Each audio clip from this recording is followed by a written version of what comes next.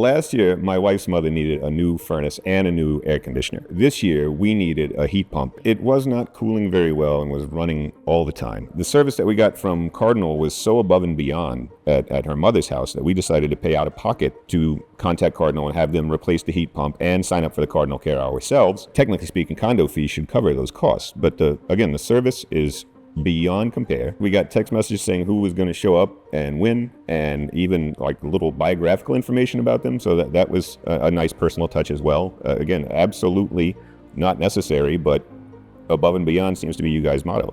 What was happening with your old heat pump? Well, it had a refrigerant leak. And without getting too far into the weeds, this is a kind of refrigerant that is going away next year. There is no replacement, no drop-in replacement for it. So we were forced to get a new unit no matter what. You'd hold up an infrared thermometer to the vent, and the air was coming out far warmer than it should be. And there was nothing that we could do.